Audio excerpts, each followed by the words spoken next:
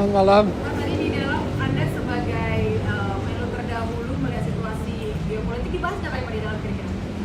Uh, Presiden memberikan update briefing tentang berbagai perkembangan terbaru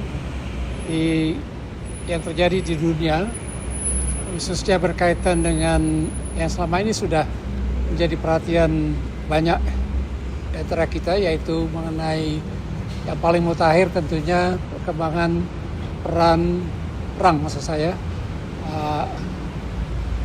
atau serangan Amerika dan Israel terhadap Iran. Dan didiskusikan implikasinya apa terhadap kita, terhadap dunia.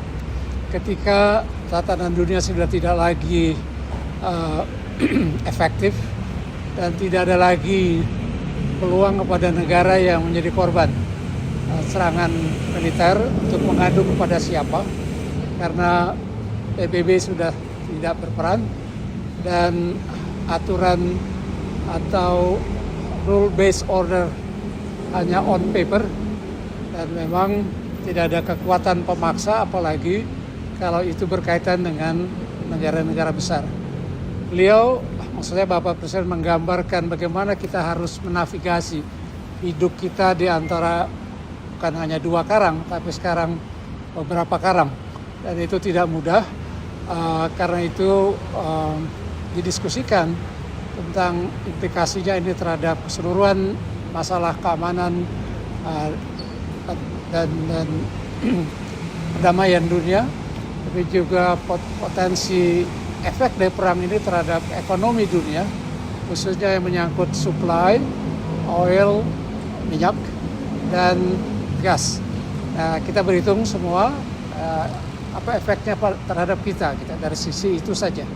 Tapi juga dari sisi kalkulasi berapa lama perang ini akan berlangsung. Semula Trump mengatakan akan berapa hari, sekarang sudah bicara beberapa minggu.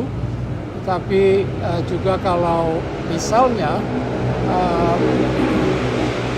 Amerika akan menggelar pasukan daratnya, bisa jadi lebih panjang, dan reaksi perlawanan di sekitar negara-negara Timur Tengah juga akan membesar dan akan, karena itu perang berlangsung lama.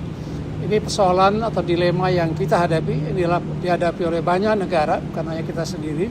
Karena itu Presiden menganggap penting untuk mengomunikasikan permasalahan-permasalahan yang dihadapi oleh pemerintah, oleh Presiden kepada kita yang diminta datang pada malam hari ini, tapi juga sebelumnya kita tahu kesempatan briefing oleh Presiden terhadap berbagai kelompok